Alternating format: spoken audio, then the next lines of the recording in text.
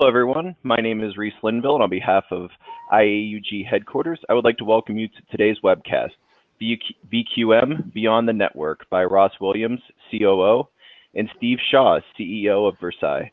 IAUG is pleased to add this informative and educational webcast to our 2017 program. Before we begin, I'd like to share a few tips for using GoToWebinar during today's presentation. First, you can minimize your navigation bar by clicking the top arrow button. I encourage you to submit questions throughout the event via the question and answer box on your webinar toolbar. Our speaker will take questions as appropriate during the webinar and will leave time at the end of the presentation for a Q&A. Lastly, a recording of this presentation will be available for download on the IAUG website by the end of the day. And with that, I'd like to hand it over to Steve and Ross. Please go ahead. Thank you very much. So first of all, I'd like to give you a brief introduction to Versailles. Versailles is a company that goes about collecting data from unified communications and contact center ecosystems. We then analyze that data to produce information in the form of reports, notifications, predictors, and other metrics that support the service management of those environments. We initially focused on Avaya, Microsoft, and Cisco, and our environment is rapidly widening its scope to a more generic monitoring capability. We believe we have some technology leadership. We're an Azure cloud-based service, which enables us to process vast amounts of data and to look across the data that we do process and derive from that initiatives and analytics that help us predict outcomes from that data that's been mined. We mine that data automatically, which enables us to take away the management of the management tool from our end users, and most importantly, we do that in an ITIL service management framework. And it's that framework we want to introduce you today on the basis, or as it leans itself to VQM analysis in those environments. We have a very simple premise. You can't manage what you can't measure, and most importantly, you can't measure what you don't know exists. And we go about finding out what's out there in those environments and bringing measurement capabilities to those ecosystems. So to the core of our presentation today, that's layering ITIL into VQM diagnostics, and some capabilities of ITIL that in particular that we want to represent today is release management, which we believe is the foundation of the hierarchy of VQM diagnostics, how that leads into configuration management and the various protocols that are required to support voice quality management, how that leads into capacity management, the third of our ITIL disciplines, and the media resources required to support VQM diagnostics, and finally, one of the core protocols in VQM, RTCP, which is made available through the availability management component of ITIL and VQM diagnostics. As we work through this hierarchy, Ross is going to take you through a live environment, looking at an Avaya ecosystem in both contact center and unified communications, and how each of these layers of diagnostics builds upon the other layer to present a holistic picture of what's going on with voice quality management in those environments, and how indeed we can diagnose our way through them. So with that, I'm going to hand over to Ross Williams. He is the COO of Versailles and largely responsible for the architecting of our product, and he's going to take you through these diagnostic situations and how they apply in a real-world environment. So with that, Ross, I'll hand over to you, and if you can take us through the subject matter. Thanks so much, Steve. Let's advance on to the next slide here. I guess many in the audience today will be familiar with this screen I've got up. It's the VQM circle of death, really, where your users are complaining of poor quality calls. Of course, those complaints will go through to the voice team or the UC team to deal with. The UC team take a look using whatever tools they have at their disposal, refer to the network team. Network team say they can't find anything wrong. It all looks like it's back on the application, and we reach an impasse everyone's pointing fingers at each other, and we're back to the top of the circle where our users are unfortunately still experiencing poor quality calls. I'm thinking that just about everyone on the webinar today can relate to that situation. So moving back to the ITIL hierarchy of VQM diagnostics, we've deliberately drawn this as a pyramid, and really the most important and fundamental aspects are at the base of that pyramid, at the foundation. And I'd like to use an analogy of what this all means in the real world, and something I hope we can all relate to. And the analogy I'm going to use here is date night. So we're going to take our partner out for a lovely meal at a restaurant across town, and hopefully everyone's going to have a great time. Starting at the bottom of that pyramid there, the fundamentals. On the date, we're going to take our nice new Mustang convertible. If you're not a Ford fan, just think of something else that's nice. But a nice brand new vehicle. It's a convertible. Starting at the bottom there of that pyramid is really we've got to check the fundamentals of that. I mean, are we actually going in a nice new car? Is it well maintained? Is it up to spec? Is it going to get us across town reliably? And that really comes down to, are we running the right firmware on our endpoints? And importantly, that firmware includes the DSP aspect, the digital signal processor, which is a very important aspect in terms of voice quality. So that takes our audio signal and converts it into a format that can be transmitted on our IP network. That next layer up, endpoint, Ethernet speed and duplex, is really a fundamental thing. This is making sure that our car actually has 4 wheels, because if we have an Ethernet speed duplex mismatch against our switch, that car's got 3 wheels. We can probably get it up the drive, but it's not going to drive particularly well at all. So there's no point in even setting off. The next layer up there, so this is where your QoS comes in, your 802.1q settings, DSCP settings. This is why I chose a convertible. The ride in the convertible across town is going to be fine with the top down, providing it doesn't rain. And it's the same on your network. If you don't have any contention for bandwidth, if you don't have any contention for resources, you're not even going to need QoS. It's going to be fine without it. But in the real world, there is contention on networks. IP networks are not real-time and weren't originally designed for real-time applications. So we're going to make sure that on our convertible, we can actually put the top down in case it rains, and that's where QoS comes in.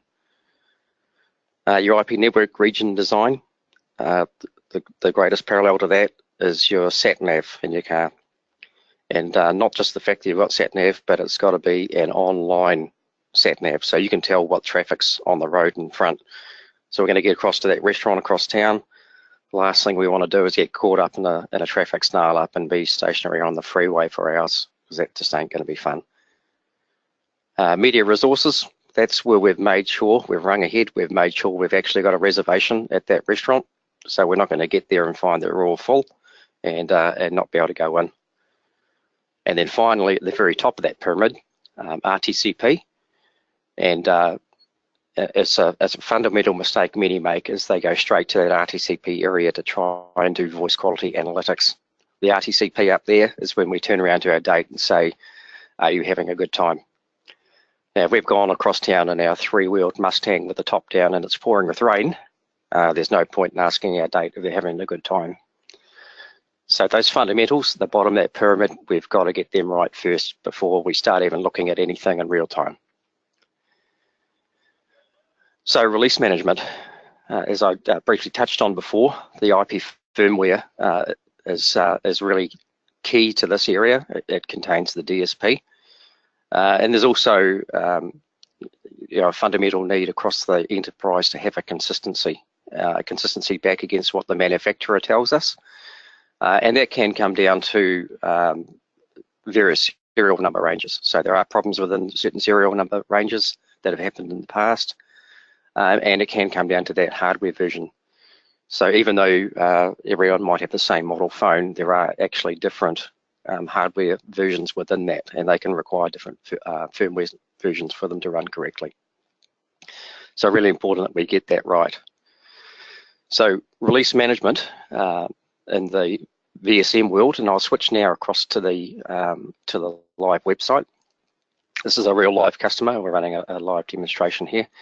So release management within VSM, and here we can online through the portal come in here and run a report on our installed equipment and get a suggested software update. So suggested software update is based upon two things. VSM being a cloud-based application, we can use anonymized data across the entire installed base. So literally millions of endpoints across thousands of customers can be compared to your environment to tell you what is out there. So we can compare your environment to everyone else's on an anonymous basis. That gives you information on what other people are doing in the real world. Also within there, we can look at what the manufacturer is saying we should do. So we have the VIA recommendation, we have a global comparison to everyone else on an anonymous basis versus what you're running in your own environment.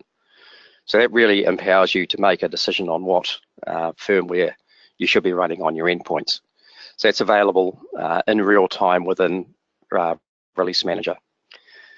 But like many of the ITIL disciplines, they rely heavily on configuration management, which is another discipline down here on the bottom right. So within Configuration Manager, the Configuration Management database is the centralized repository of everything you have in your environment. So this information is collected automatically. We run on a 12-hour cycle, and we pull all that information back into a Configuration Management database. And by information, by data, we're talking about every aspect of your environment automatically discovered and rediscovered. So for example, with an IP endpoint, every single IP endpoint, all of the configuration relating to that endpoint, particularly relevant to this presentation, is all of the QoS and network settings within that endpoint. So that's all retained within the Configuration Management database. And I'll run a quick report now, and I'll choose down here, I'll choose phone data. So phone data is just going to present us with the endpoint information. So I'll choose the last 7 days, so from the 3rd of August to the 9th of August. So all of the IP phones we've encountered in that last week. I can change that date range to show the last, or any range up to the last 13 months. So VSM stores sufficient data that we can go back and have a look at how things were installed or configured or running up to a year ago. So if there's any seasonal variations on any of our reporting, we can relate that back to this time last year. So what we're doing now is assembling all of the data out of our databases relating to the endpoints. So it's presented on my screen in a format like this, and in fact it's too large to fit on the screen, the amount of information we have. So what I like to do at this point here is export that to Excel. So I simply click on the export button. All that data that we've found has come down from the cloud. That is now my local workstation, and I've opened it inside Excel. Now the reason we've chosen Excel, that's based primarily on the fact that we've done a CSV export, but also because it's a familiar interface that a lot of people like to use for presenting data in this way. So we do an auto fit on that. We can see the type of information we have, and what we're particularly interested in for release management over here, if I scroll across to the right hand side, is information around the version on the phone, so software version on the phone, and in particular the DSP. So this column over here, so every single phone in our environment, we can see what version the DSP is running. It's a digital signal processor, really important. So this page obviously has a huge amount of information. So there's around about 40 different parameters that relate to the IP phone configuration.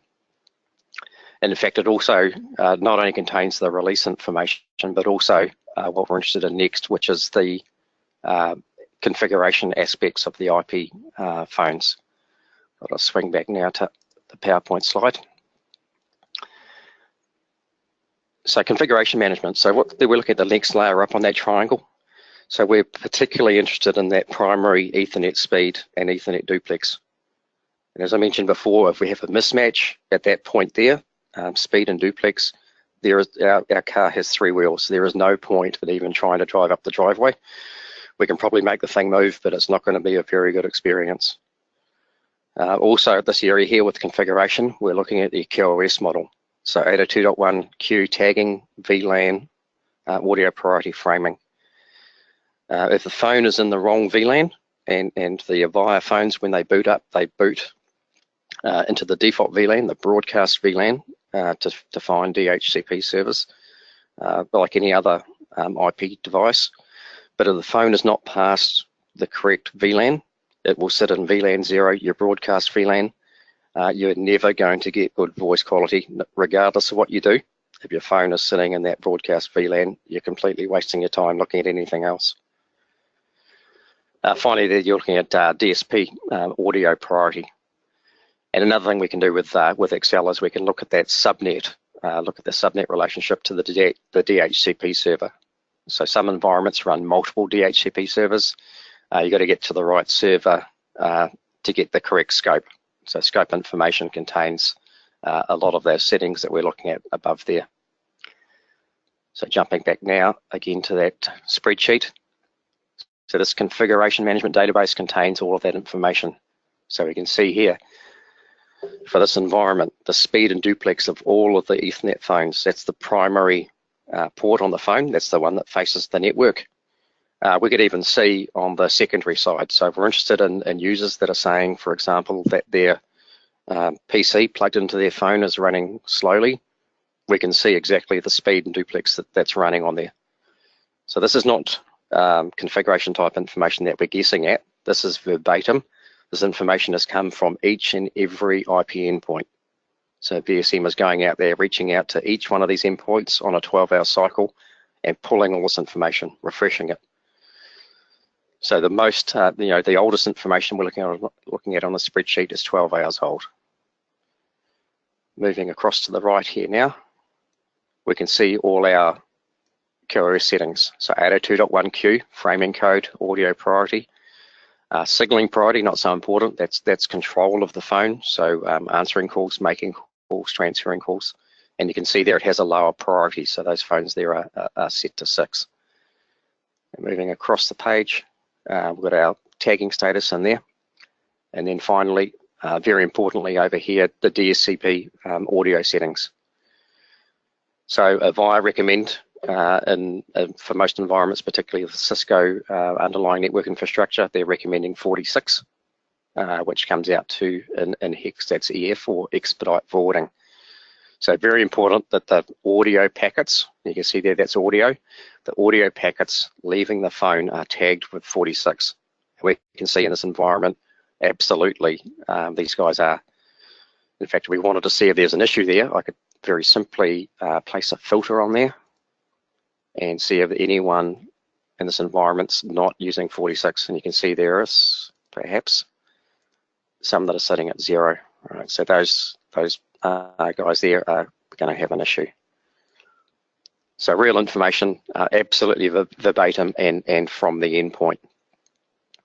So that's kind of VQM 101. You've got to get this right, and you've got to know you've got it right before you can move on to the next area.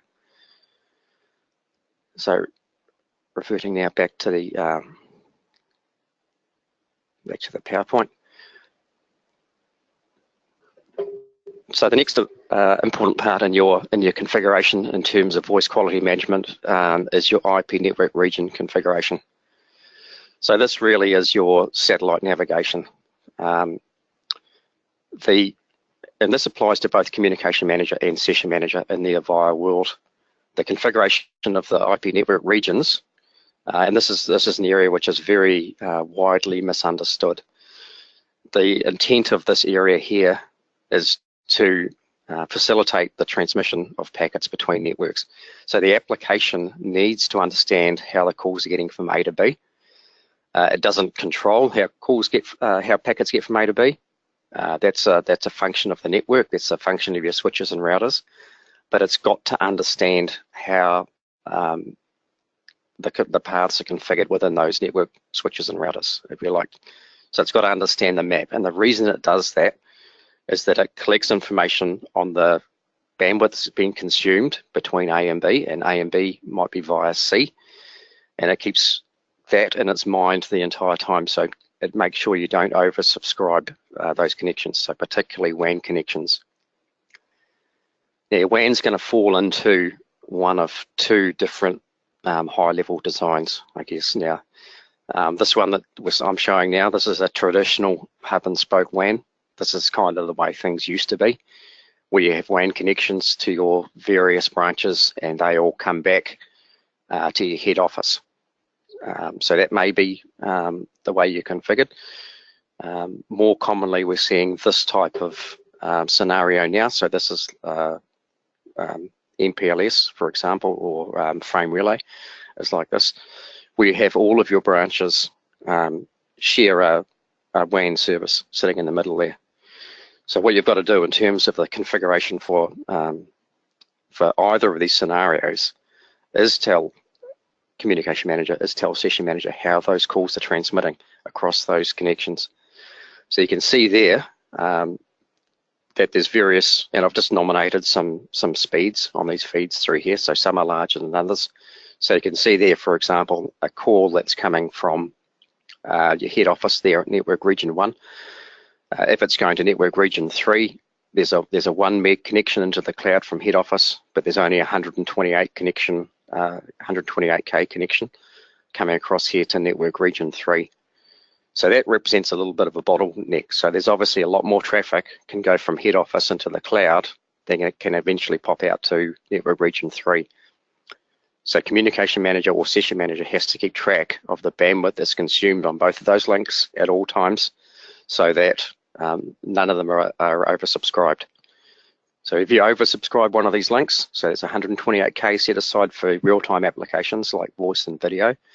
If you oversubscribe that 128k, again, your QoS model, doesn't matter how good you've done the rest of it, your QoS model goes out the door. If you oversubscribe that link, all you do is destroy voice quality for every call that's in progress on that link. Not just the new calls, but every single call that's currently in progress will be impacted and start to get poor quality. So that's the second part that's really fundamental to the configuration. You might be wondering how I can tell. How can I tell if my network region configuration is done correctly? I've grabbed these screens out of some of the implementations we can see in the base, and you can see this is an example of a bad one. So what this configuration here is doing, so I've used display IP network region 1, and we're looking at the as a source region, and we're looking at how it connects into the other network regions, and you can see these are set as no limit. So what this configuration is saying, this is saying more or less that all of the branches and head office, they're all on a LAN. There is no WAN, there's no limit to bandwidth. We can just throw as many calls as we like between any of these sites. So that's an example of a bad one. So what you do want to see when you're looking at this configuration is something that looks like this. So this is a much better configuration, this one. So this is showing that there are WAN connections. We're showing that there are bandwidth limitations on those those WAN connections, and particularly over here on the intervening region column. So over here, this is where we're seeing that there's, if I can grab a pen through here. Over here, we can see that there is intervening network regions. So that's going back to our MPLS network, for example, or our hub and spoke network, and we're saying that a call that is running between the various sites has to transmit or transit through other areas. So it's a very quick way of looking at what's good and what's bad. And as I say, this what we've seen across our base across thousands of customers. This area is widely misunderstood. And again, you're not going to get good voice quality if your configuration is poor. And this is why a lot of people are caught up in that circle of death. The next stage up the triangle is we're starting to look at these network region configurations. We're looking to see what bandwidth we're consuming. So again, the application, when it's looking at routing calls across the network, it's keeping track of the bandwidth consumption on each one of these hops. I've pulled this graph out of a real system, but we can jump across and just see how easy this is to pull. So this information is retained by the communication manager and session manager. So both of those applications know in real time exactly what bandwidth is being consumed. So we can see this is a real live customer. I pre-ran this report just before we started the webinar, and I ran it for the last week between the 3rd and the 9th, and we can see that the bandwidth there being consumed, this is Communication Manager by the way, we can see the bandwidth being consumed is about 3.3 meg up here. So that 3.3 meg is the size of the real-time queue, so that's the size it needs to be. So if it's 3.3 meg or above, so preferably we'd expect about 5 meg maybe, so it allows for a little bit of headroom there, provided the real-time queue on that network region between 1 and 239, in this particular example, provided it's above 3.3 meg, we're going to get good quality voice running across there. If we start to oversubscribe that link, so the real-time queue is set to say 3 meg, and we're running at 3.3, whenever we get above 3 meg, we're going to start impacting call quality for those callers, and they're not going to get a good experience. The next area I wanted to look at was the media resources. So that we saw that inside IP phones, there is a DSP, a digital signal processor, that's taking our audio, is putting it into a format where it can go across the IP network. At the other end, we had a media gateway, or we had a port network if you've got an older system. Inside those devices, there is another DSP. This is typically what happens. There's another DSP that will take that IP signal and it will convert it back into an audio format, typically back to TDM, and then the call would go out through an ISDN trunk.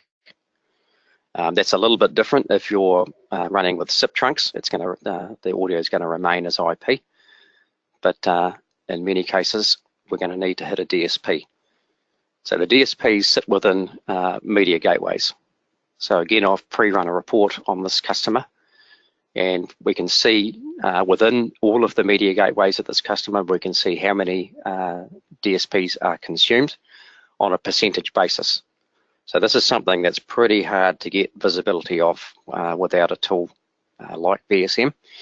But what we can see for this customer, expressed in a percentage basis, is the peak loading that we're using over here in this site here, so AA Manukau, the site out here, that's hitting 70% utilization over that 1 week period that we ran up here. So that's pretty good. So we can see here that we have sufficient DSP resources in all our media gateways and port networks to handle the load. If this figure here wasn't 70%, say it was running at say 90%, and we're starting to run out of DSPs at that site, we can simply, rather than going back to our business partner or going back to Avaya and purchasing more DSPs, we can have a look down here and we say, hey, look at Penrose. Penrose is only using 12% of the equipped DSPs. I can pick some DSPs up from Penrose and I can move them out to Manukau and solve that problem. So the information is now in our hands to do this. And importantly, I guess with an application like VSM that you've got managing your environment, importantly, we threshold this type of information. So if you run out of DSPs at any of your sites, rather than getting these weird calls through to the service desk saying things like, call center manager rings and I have available agents sitting there, I can see them, they've all got skill 1, and I can see calls queued in skill 1. Why aren't those agents getting the calls? That's a typical example of running out of DSPs. So the communication manager is smart enough not to try and give a call to an agent if it doesn't have the audio path to get the call there. So understanding how many DSPs you have, how many are being consumed, and of course making sure we have enough DSPs in the right locations is really fundamental to that good experience. This is making sure we have the booking for the restaurant, so when we show up, we're going to be able to go in there and have a nice meal. I'll just swap back now to the PowerPoint presentation again. So we'll hop through those 2 slides.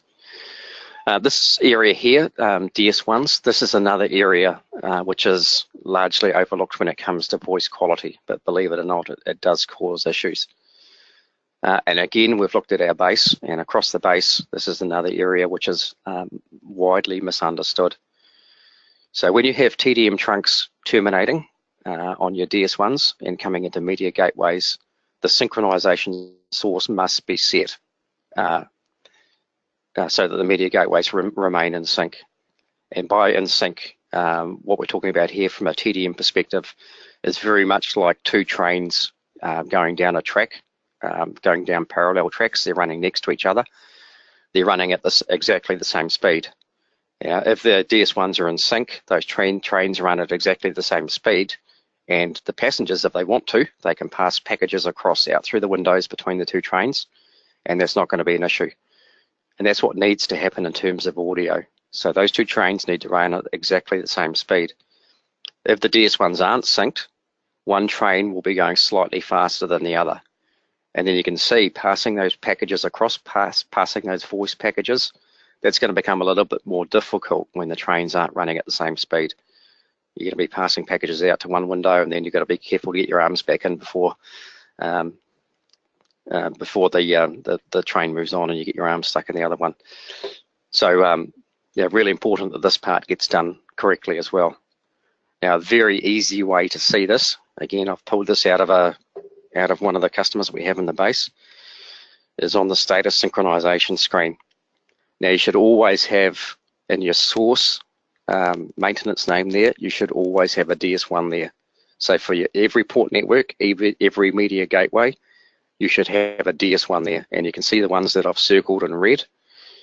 So port network 5 is reliant on the tone board, and media gateways 20 and above, they're running on local clock, which is effectively the tone board. So for those port networks, those media gateways, those 2 trains are running at different speeds. Now, the way that presents itself in terms of audio, in terms of that end user experience, the quality of experience, that's an audible problem. So every now and then when the trains get too far out of sync, the brakes will go on pretty hard on one of them, and they'll line up again and try and maintain that same speed, but they'll slowly drift off. When those brakes go on hard, you get a clicking sound, and it can sound like packet loss. So in fact, if you're looking at that network and saying the network's causing these problems, again, a fundamental part of your configuration that you've got to have right. So within VSM, we can see this. We can see this in real-time dashboards as part of availability management.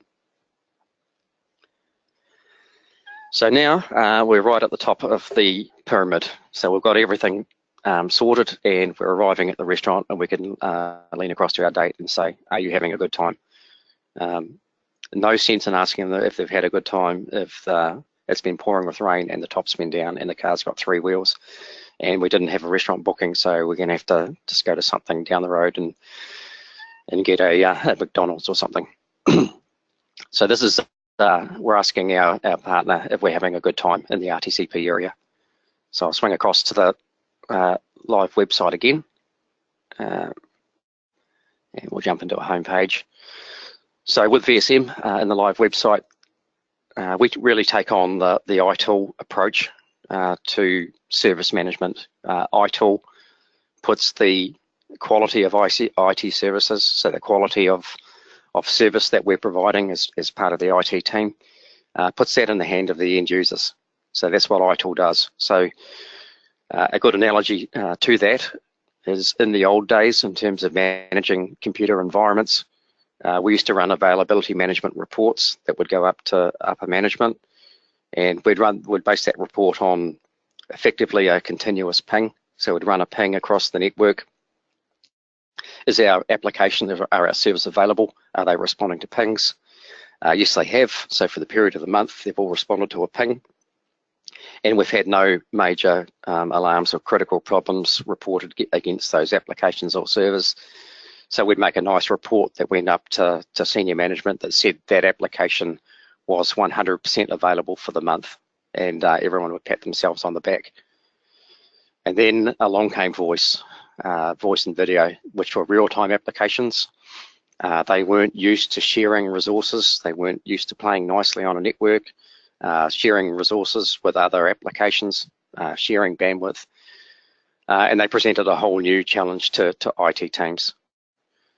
And what ITIL did by empowering those end users, by taking that approach, we're no longer able to say, yeah, we could continuously ping communication manager, we could continuously ping our session manager and our session border controller. There were no alarms, therefore it was 100% available. We can't say that if the end users are getting poor quality speech, are getting one-way speech, the calls are dropping, things are choppy, we can no longer say that. So that's where VSM comes in, and to really capture that end user experience, we have to collect information at the application layer. That's where the end user experience is happening. So into availability management, we take every log we can get our hands on. So alarm log, error log, event log, sys log, the log, every log we can get our hands on, along with voice quality management. So all that goes into painting the picture of what it's like for the end user. So under voice quality management, I'll run a quick report. So this is typically what you get presented with. You'll get a user that calls up to the service desk who says, my station number is 33366, and I was having poor quality calls yesterday on the 8th. Can you look into that for me? So as simple as putting in those parameters here into our filter and applying those parameters, we're going to pull up every call that caller had during that time frame. And we can see we're presented with 3 columns there. So some of you will be familiar with the term MOS, or mean opinion score. This is the assessment of the call quality for the user, and it's based on information that's contained within RTCP, the real-time control protocol. So audio is going across our network as RTP, real-time protocol. Video does the same thing. And this protocol, the RTCP, is controlling that audio. And because it's controlling, it has access to some pretty vital statistics and figures that are going on the network. So RTCP contains figures for jitter, for packet loss latency, for echo. It also knows what codec the user used. So part of your network region configuration is saying, do I use a 729 codec? Do I use a 711? That information is all contained within RTCP. We calculate a MOS based on that. So it's a standard calculation to convert all that information into a MOS, and the MOS score is a very close indicator of the end user experience. Now you notice we have 3 columns there. So we have a MOS minimum, a MOS maximum, and a MOS average. Another mistake many players make in this space is they rely on MOS average, and they present this figure here in the 3rd column. The problem with MOS averages is it tends to hide problems. So if you look down here, where Nick on 33366, so Nick's name, Nick Todd, that's come out of our CMDB. So it's part of the station information we pull. We know that was Nick. You can see that call there that I have highlighted. If you look at the average, that said his experience was 4.3. Now 4.3, or in fact anything above 4, the end user is going to be happy with. When we look at the MOS min, we can see that was actually 3.2. So at times Nick would have been very unhappy with that call. So VSM presents all 3 pieces of information to you to make that assessment. So we drill into this call now. I right click on there and have a look at the stream information. That's going to add the RTCP information onto the bottom of this graph. So there we can see, coming up there now, we can see the jitter, we can see the packet loss, and we can see the effect on MOS for Nick down here. So again, this line here at 4, anything above the line of 4, Nick's going to be happy with. Anything below that line of 4, he's not going to be happy with. And he's dipping down here at 3.2 at that point there. He's not going to be happy at all with the call quality he's received. Now, Avaya does a really, really good job of this because they, by default, issue RTCP information every 5 seconds. So every vertical line you see on this graph is a 5-second window, and that paints a very clear picture of what it was like for the end user. So next call over here, it started at 14:29, so a little before 2:30 in the afternoon, and you can see it running right across the page, and we can see the full duration of that call. And fortunately, it's been quite a long call, so he hasn't seen the need to terminate. Particularly because the call got better towards the end. But this variation we can see here, this dipping down here, if we move the screen up a little bit, we can see that during these times of poor quality, there's a little bit of packet loss. And certainly, the real world says you're going to get a bit of packet loss. There's some real world, laws of physics that we have to deal with here. And the packet loss there was about 1.5%. But more importantly was you can see the jitter buffer. So the size of the jitter buffer, jitter is a variation in latency. So that's how long we have to hold on to packets before we can transmit them. And that's in an effort to try and smooth out an IP network and make it seem more like TDM. So it's like having a bit of an elastic band, so we can stretch it and let it compress. And the jitter buffer can only do so much. And you can see here during times of high jitter, and this jitter is getting up pretty high here. That's going to have a negative impact on quality, and has. So now in terms of talking to the network guys, we can go back with some really firm information and say, hey, we're getting poor quality calls and it looks like it's jitter. Sometimes there's some real world things we have to deal with, and the network team just simply won't be able to resolve a problem. They can't defeat the laws of physics. If they say everything's set up correctly, our real-time queue is correct, the phone's in the right VLAN, all the tagging's done perfectly, we've got everything fundamentally right. The fact of the matter is the circuit runs out internationally and it's going to get jitter on it from time to time. You just can't go faster than the speed of light. So sometimes what we have to do here is we come back and have a look at that call. Sometimes it might be a matter of simply changing the codec. So we can see over here that for that particular call, that codec used was 729. Now, I know from experience that 729 often doesn't deal with jitter very nicely. So it may be a matter for the UC team to go back to the IP network configuration. If we can't resolve it in conjunction with the data networking guys, come back and say, rightio, we're going to change to 711. Now, funnily enough, a lot of people on a WAN will stay away from 711 because it uses more bandwidth. But the reality is you're far better off to oversubscribe a WAN with 711 calls, particularly where there's jitter, because the end user experience will be better. So even though the bandwidth, it doesn't look like there's enough bandwidth there to take 711 calls, because it will deal with what the real world fundamentals of what's going on that circuit, we're better off to go 711 and oversubscribe. So there's some tricks that we can do there that instinctively on the face of it, don't look like the right thing to do, but will in fact help.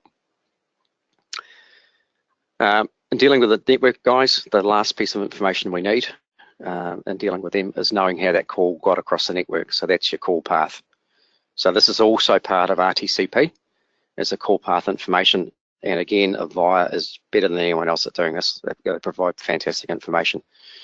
So we can see with our call path, we can see every layer 3 device that call touched on its way across the network, and we can see the growing level of latency. In fact, by the time the call has got all the way across the network through all of these routers, we're out at 220 milliseconds. So from a latency perspective, that's a long call. We're starting to push the boundaries for the jitter buffer. We're starting to really challenge things from a networking perspective, and it just may not be possible to, as I say, to get that network any better than that. The important thing is we've got all this information. We can go back to the network guys. If this problem, latency, was happening earlier in the call, maybe back here in these earlier routers or switches, we can pinpoint a particular device and go back to the network guys and say, hey, every time we're running these reports, it keeps coming up again. This router here on 172.18.23.177, it's a common factor. We're starting to see this guy all the time, and whenever there's a voice quality problem, and it may be something we can do in there. It may be a buffer overflowing in there. The processor on this router might be running too high. There's all sorts of stuff we can look at. Most importantly, as UC people, as voice people, we can talk to the network guys. We can tell them very precisely what we're seeing in terms of that voice quality in a language that they'll understand. And that's another benefit of VITAL. It kind of brings a common set of language together between the data networking teams and the voice teams. So just finally back to that VQM diagnostics pyramid. We've worked our way through this presentation from the base of the pyramid all the way to the top. And hopefully that analogy really paints the picture really clearly. There's no point at the bottom of the pyramid here if we don't have the fundamentals of release management, of our configuration correct, and then understanding what's going on the network, from a capacity perspective, media resource perspective. There's absolutely no point in jumping into here and running that final stage, and asking our partner if they've had a good time in the three-wheeled car. It's just not going to work for us. So with that, Steve, I'll hand back to you. Thanks, Ross. I believe now we're in a position to take any questions.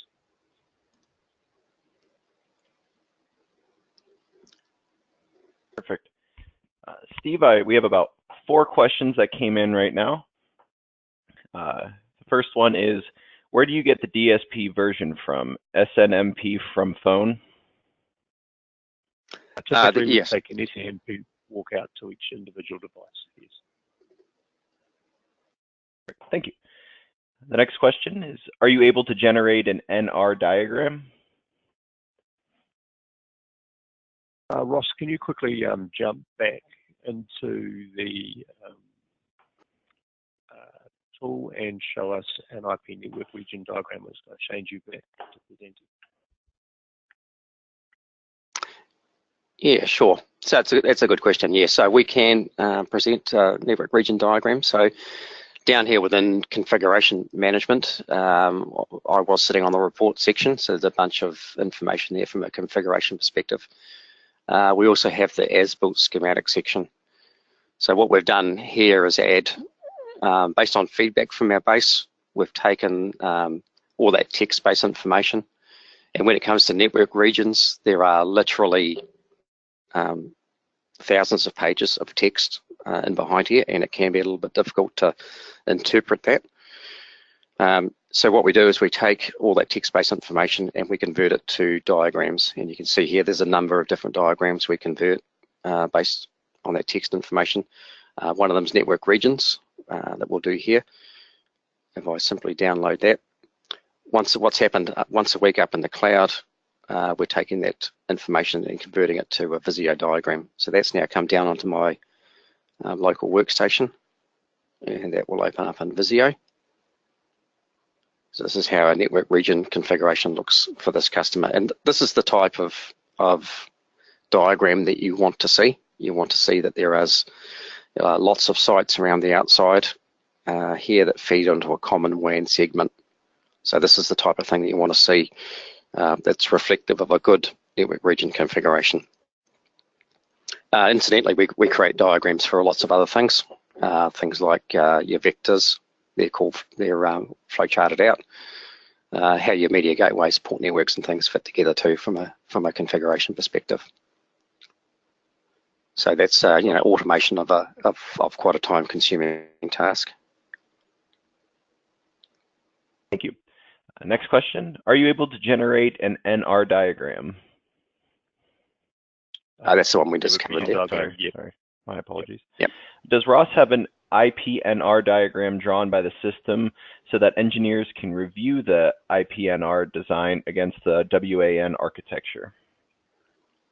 Yeah, I think fundamentally that's the same question. So that's what we've produced and got on the screen there now. And I can't emphasize enough, that this needs to be in alignment with your WAN, with your actual network. This needs to be in alignment. If it's not, you're simply not going to get good voice quality. Thank you. Next question. How do you capture those RTCP information? Does the endpoint send RTCP information to your server? Yeah, absolutely. So for every call that's in progress, RTCP is generated. And this it applies to Session Manager as well as Communication Manager. So RTCP is sent from the endpoints. So either endpoint on a call. So in one instance, it's going to be the IP phone is generating that, sending it into our server and being sent up to the cloud for analysis. And the other end of the call, and that might be a session border controller, or it might be a port network or media gateway, that also generates RTCP. So that there's two streams in a call. So there's a stream that runs from A to B, and there's another stream that runs from B to A in the other direction. Now the voice quality, or the resulting quality based on network performance, is not necessarily symmetrical. So you can get an instance where you'll get good quality running in one direction and bad in the other. We break that out and show that. We show that in real time as well as historically. Thank you. Next question. Will Versailles support SRTCP in secure environments when using SRTP? That's a question we might have to come back to. I couldn't answer that one, sorry. So maybe we need to come back to that one. Okay. Next question. Is this available as a I'm assuming, cloud solution product restricted network? Generally, no. We are cloud only, and the primary reason for that is, well, there's a number of reasons for that. The first is that the cloud gives us, to all intents and purposes, unlimited processing and unlimited data storage, which enables us to look across those multiple customers. And as Ross has mentioned on many an occasion, the ability to look across those multiple customers and come up with insights or predictors that enable us to analyze that data in a different way is enormously useful. The second reason is that we're monitoring many products, and the products change on a daily basis. We were told last year that Avaya released 190 new products or product variants, and they're going to release over 200 this year. If we had to go out to 4,000 users and make individual changes on every system, that would be an enormous logistical effort, sending out CDs for that. So we currently, we only have to update one system, and whenever we make those updates, every user gets access to those updates immediately. And finally, we're growing this at a phenomenal rate, and we're updating the system twice weekly as we make changes, add new features, add new functionality, and bring new products into the fold.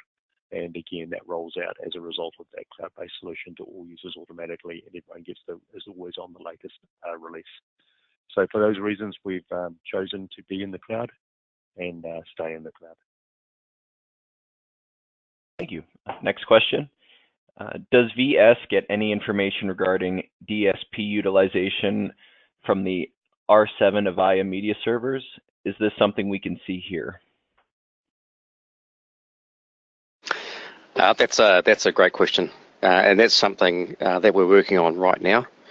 And as Steve mentioned, because we are a cloud-based application, we run on a near continuous rollout cycle. So very shortly, we'll be introducing support for the new media server.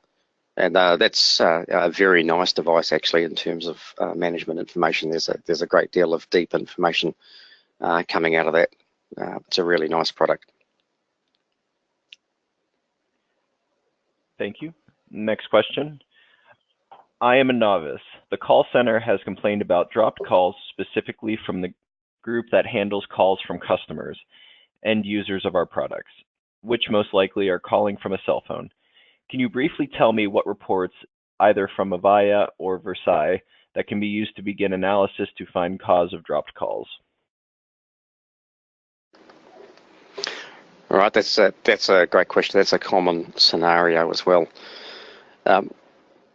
With our ability to mine information and store it in the cloud, as Steve mentioned before, we have, for all intents and purposes, infinite storage. We pick up every log we can get our hands on. And a good example of that is some functionality we've introduced recently, is to store the SIP header information for every single SIP message which is generated in your environment. So that is stored, that is retained within the cloud. So within that, we can do an analysis of things like A party, B party release. So that information is contained there. We can see in terms of a call being terminated unexpectedly, we can see where that terminating message came from. So whether it was, as was alluded to in the question, if it was a cellular call, then that release message or disconnect message would come from the network in that case. And the thing is, within VSM, is we have that information to make those statements absolutely. So it's based on real information and real logs. Perfect, thank you. The same person that posted that comment also posted another one saying, I'm assuming cell phone use likely is cause of dropped calls, so you touched on both of those, so it was perfect. Okay, next question. Which SBC are you using? Avaya SBCE?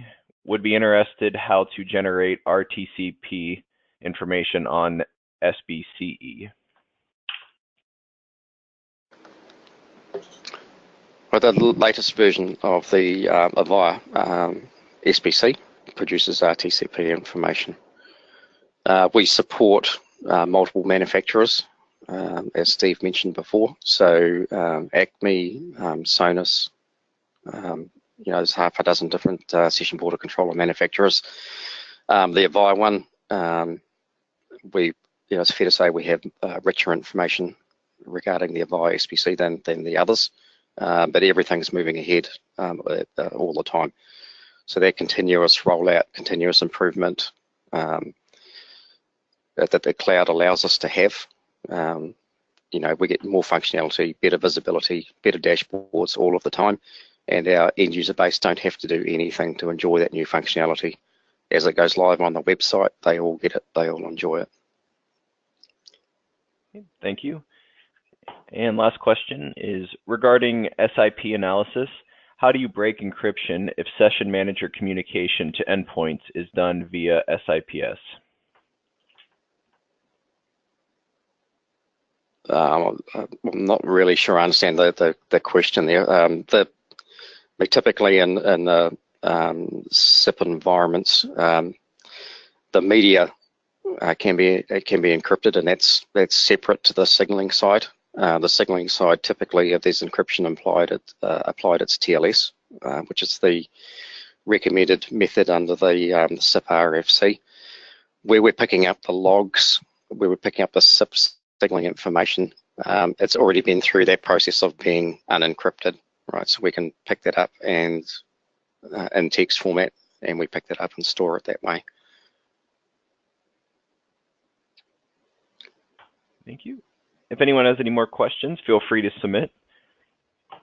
But at this time, I would like to thank Steve and Ross for taking the time to speak with us today, and everyone else for attending today's webinar. As a reminder, a copy of today's presentation will be available for download on the IAUG website by this evening. As you exit the webcast, please complete the evaluation for today's event. Your feedback and input is important to us and appreciated as we further develop the webcast program. For more great content like this, we encourage you to join us at the Avaya Engage 2018 in New Orleans this January 28th through 31st, 2018. Please visit the IAUG website for more information, and we hope to see you down in the Big Easy. Thank you again for attending, and enjoy the rest of your day. Thank you, everybody.